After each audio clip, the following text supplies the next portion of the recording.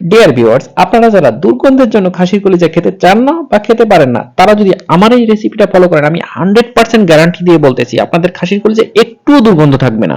Dear viewers, খাসির কলিজার দুর্গন্ধ আসে মূলত এর ভিতরে থাকা রক্তের জন্য। যে করে হোক আপনাকে এই রক্তটা বের করে দিতে হবে। এই রক্তটা যদি আপনি বের করে দিতে পারেন, খাসির কলিজার দুর্গন্ধ 80 থেকে 90% অটোমেটিক চলে যাবে। এখানে আমি এক পিস খাসির কলিজা নিয়েছি। প্রথমে আমি এক পিস লেবু চিপড়িয়ে ভালো করে পানি দিয়ে ধুয়ে নেব।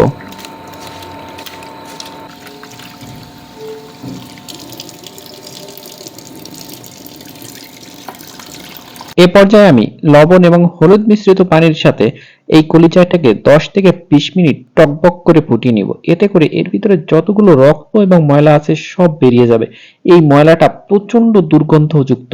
ডিয়ার ভিউয়ার্স, আপনি যদি খাসির কলিজা ভালোবেসে থাকেন এবং আমাদের পেজে অর্ডার করতে চান, সেক্ষেত্রে প্রথম 5 জন অর্ডারকারী পাবেন 50% ডিসকাউন্ট এবং সর্বপ্রথম অর্ডারকারী পেয়ে যাবেন 1 কেজি খাসির কলিজা একদম ফ্রি।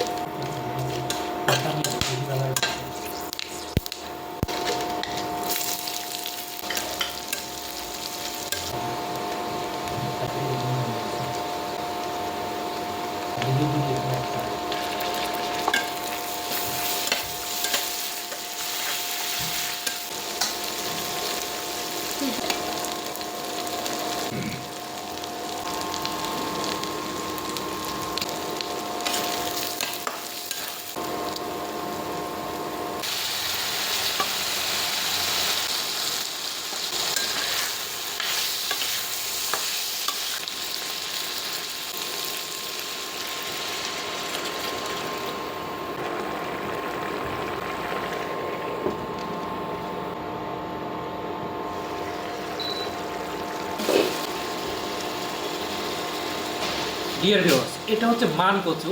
এই মান কচু কলিজার সঙ্গে খুবই খুবই মজা লাগে।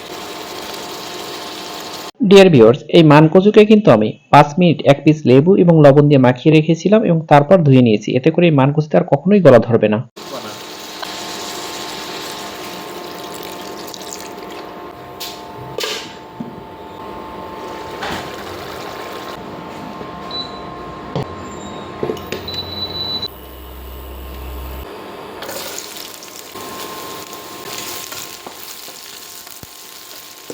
খাসির কলিজার যে একটা ব্যাড স্মেল আসছে, এই ব্যাড স্মেল তাড়াতে এই ফড়ানিটা কিন্তু খুবই কার্যকরী।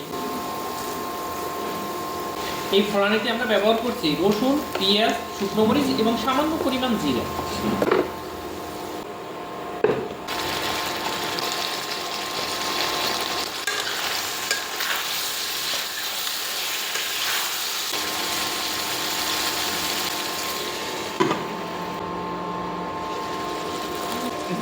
ডিয়ার ভিউয়ার্স, আমাদের রান্না কিন্তু হয়ে গেছে। দেখেন কত সুন্দর একটা কালার আসছে।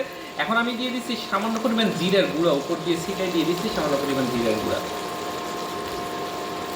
ডিয়ার ভিউয়ার্স, আমাদের রান্না কিন্তু শেষ। এ পর্যায়ে আমরা চলে যাব ডেকোরেশনে।